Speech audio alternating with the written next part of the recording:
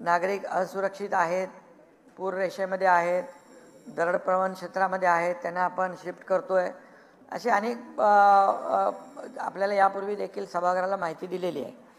आणि म्हणून यामध्ये नुकसान जे झालेलं आहे त्यासाठी जेव्हा जेव्हा राज्यातली जनता, शेतकरी संकटात सापडतो त्यावेळेस आपण सरकार म्हणून त्याच्या मागं उभं राहिलं पाहिजे. आणि म्हणून हे सरकार आपलं सर्वसामान्यांचं आहे आणि सर्वसामान्यांचं सरकार असल्यामुळे शेवटी त्यांना कुठेही वाऱ्यावर सोडलं जात नाही, सोडलं जाणार नाही. आणि म्हणून आपण अनेक निर्णय गेल्या वर्षभरामध्ये सरकारने शेतकऱ्यांसाठी घेतलेले आहेत. यामध्ये आत्ताच जी आपली रिशाळवाडीची दुर्घटना देखील झाली, त्यामध्ये देखील त्या लोकांच्या परिवाराच्या पाठीशी सरकार उभं राहिलं आहे. आणि ज्या ज्या ठिकाणी अतिवृष्टी झालेली आहे, पूर आलेला आहे, तिथल्या सर्व नागरिकांना देखील आपण मदतीचा हात दिलेला आहे.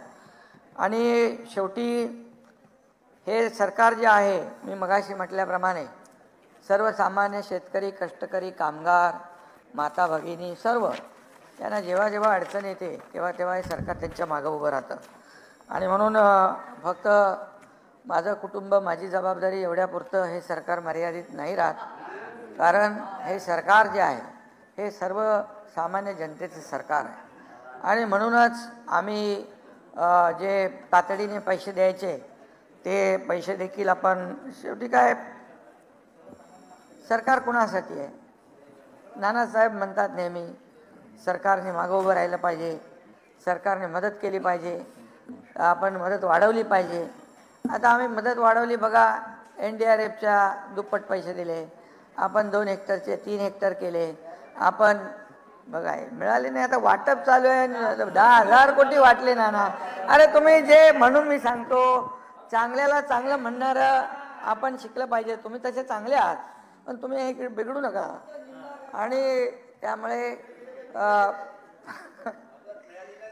हे गोगलगाईचं नुकसान तेही आपण दिलं.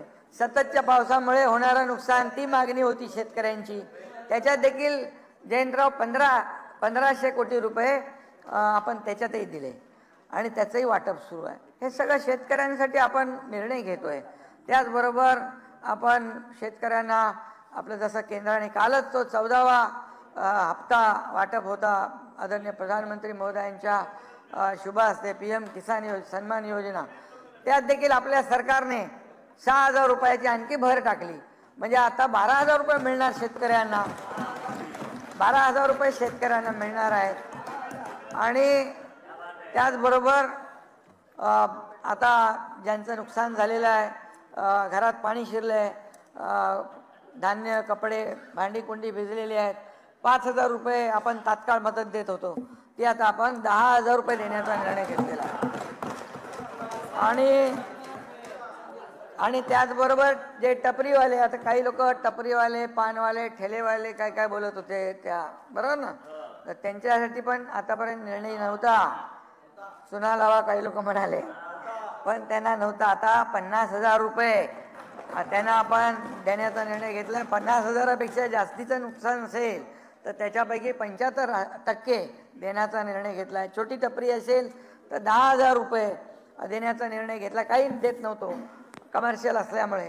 तर 10,000पेक्षा जास्तीचं नुकसान असेल तर त्यातले 75% आपण देण्याचा निर्णय नाना घेतलेला आहे. म्हणजे हे सर्वसामान्य माणसाच्या मागं उभं राहण्यासाठीच आपण या ठिकाणी घेतलेला आहे निर्णय. त्यामुळे खऱ्या अर्थाने अशा प्रकारे आपण ज्या ज्या वेळेस शेतकरी अडचणीत येतो, सर्वसामान्य माणूस अडचणीत येतो, तेव्हा तेव्हा आपण त्याच्या पाठीशी उभं राहिलं पाहिजे. हे सरकारने देखील वेळोवेळी दाखवलं आहे. म्हणजे मंत्री देखील आपले, काही पालकमंत्री असतील, मंत्री असतील, आमदार असतील, तुम्ही आपलेही विरोधी पक्षाचेही ते गेलेत तिकडे, पण सरकार म्हणून जी जबाबदारी आहे ते तात्काळ त्या घटनास्थळी गेल्यानंतर, त्या शेतकऱ्याला भेटल्यानंतर प्रत्यक्ष तिथली सर्व यंत्रणा अलर्ट होते आणि यंत्रणा अलर्ट झाल्याने पर्यायी त्या लोकांना फायदा होतो. तसं मी देखील आपल्याला, तुम्ही मला भेटले, तुम्ही पण गेलात, आणि फार कठीण परिस्थिती तिकडे होती रिशाळवाडीमध्ये. काही लोक व्हॅनिटी व्हॅनमधून आले तिकडे, ते माहीत आहे. आणि आता काही लोक चिखल तुडवत गेले, बरोबर ना. मी गेलो म्हणून का मोठेपणे सांगत नाही, परंतु तिथे गेल्यामुळे हे दोघं जण इकडे होते, यांच्याशी माझे दोन्ही उपमुख्यमंत्र्यांशी संपर्क, तिकडे कंट्रोल रूम, इकडे तुमच्यावर कंट्रोल, इकडे सगळे सभागृह चालला पाहिजे, हे सगळं काम चालू होतं. आणि जवळपास एवढी मोठी यंत्रणा तिकडे पोहोचली आणि त्यांना तिथं मदत झाली. NDRF सगळं ते मी तुम्हाला माहिती आहे. आणि नुसतं दाखवायचं, देखावा करायचं असं काम आम्ही करत नाही, करणार नाही. त्यामुळे आणि त्या सगळ्या ह्याच्यामध्ये त्यांच्याही मागे आम्ही नाना उभे राहिलो ताबडतोब. तिथं त्यांच्या आता जाऊन बघा तुम्ही, चांगले मोठे कंटेनर ठेवले तिथे, म्हणजे असं कुठे शाळेमध्ये हॉलमध्ये नाही, कंटेनरमध्ये त्यांची व्यवस्था, टॉयलेट, बाथरूम सगळं व्यवस्था केली. त्यांची सगळी जीवनावश्यक वस्तू ज्या लागतात त्या सगळ्या दिल्या तिकडे.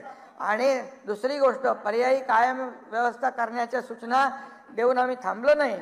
तर तिथं प्लॉट भूखंड बघितला, सिडकोला सांगितलं की सिडको आता तातडीने त्या ठिकाणी जी परमनंट सोय करायची आहे ती देखील घरं त्या ठिकाणी आपण बांधून देतोय त्यांना. त्यामुळे शेवटी बोलून आम्ही थांबत नाही, तर प्रत्यक्ष कृती त्या ठिकाणी करण्याचं काम या ठिकाणी आम्ही केलेलं आहे.